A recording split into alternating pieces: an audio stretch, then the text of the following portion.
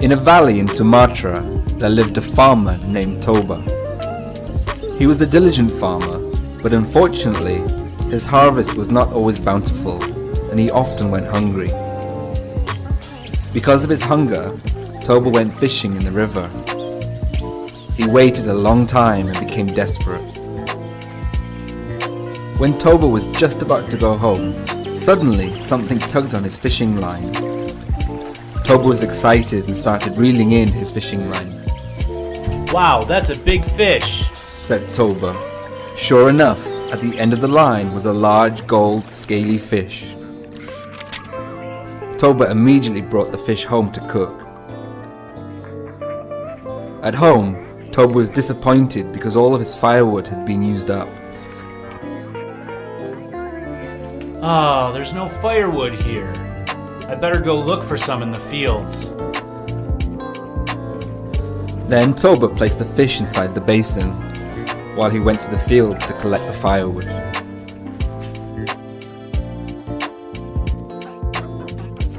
I will eat well today, said Toba while carrying the firewood behind the house. He lit the fire, but when Toba went to take the fish, he was surprised. The fish had vanished, and instead there were pieces of gold inside the basin.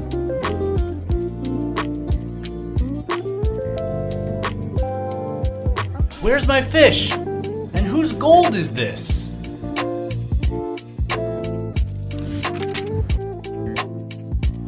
Then, when Toba opened the door of his room, he was surprised. There was a tall woman combing her long hair in front of a mirror. This woman is so beautiful. Hey, who are you? asked Toba. The woman turned around and Toba was fascinated. Toba had never seen a woman as beautiful as her. I am the incarnation of the fish you caught earlier. The gold coins were my scales. Toba was confused. The woman smiled. I am cursed by the gods to be a fish, but thanks to you, the curse is gone now. Let's go to the kitchen. I'll make you food. You must be hungry.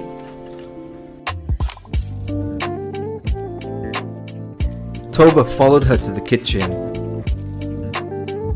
Deftly, the woman immediately prepared food for Toba.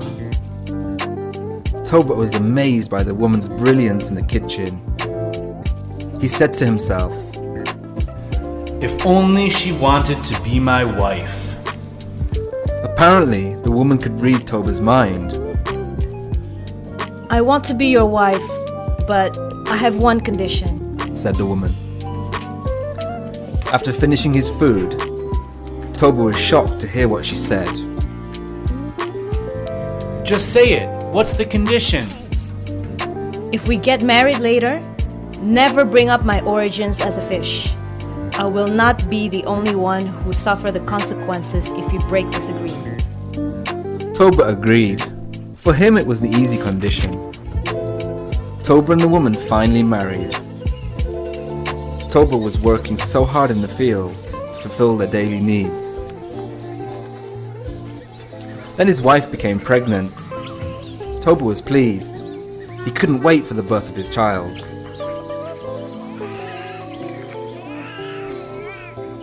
Not long after, a baby boy was born. Toba named him Samosir.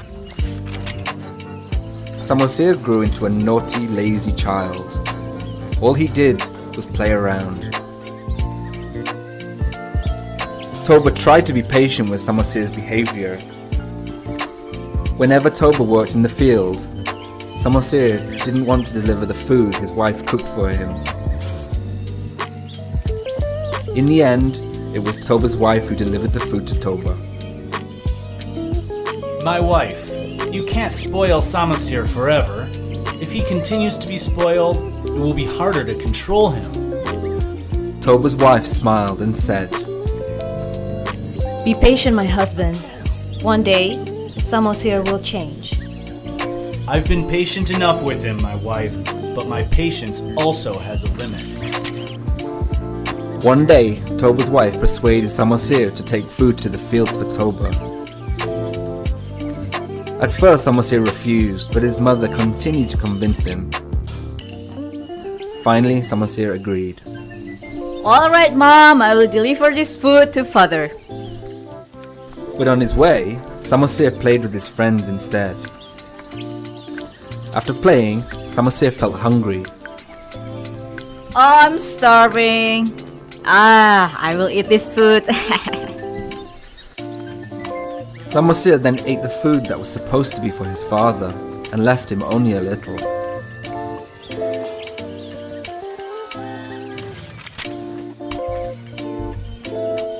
In the fields, Toba couldn't wait any longer. He was starving. Moreover, he didn't have time to have breakfast because a lot of work needed to be done that day. In the distance, Samosir came running. Where have you been, Samosir? Daddy has been waiting for you a long time. Samosir did not answer and immediately gave him the food. Toba was surprised to find only the leftovers. Hey, Samosir, have you eaten Daddy's food? Your behavior is out of line. You little fish, come here. Toba was angry at Samosir, without realizing he had spoken of the restrictions his wife had previously warned him of. Toba hit Samosir until he cried loudly. Samosir then ran to the house. Mother! Mother!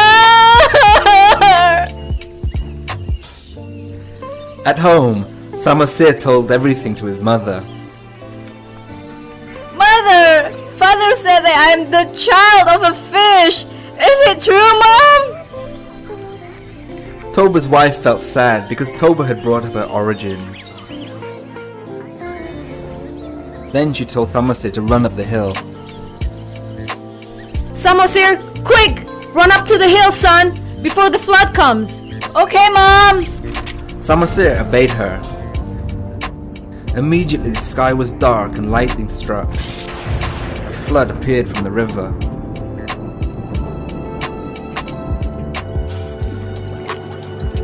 Toba's wife suddenly jumped towards the tide and became a fish again.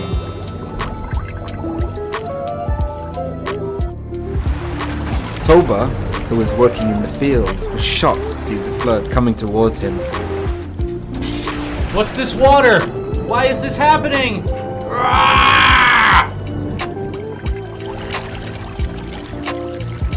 He didn't have time to escape. Toba drifted and sank into the flood. Soon the surge flooded the entire valley and left only the top of the hill in the middle where Samosir was hidden. The flood had created a lake, and Samosir became an island. That is why the lake is named Lake Toba, and the island in the middle is called Samosir.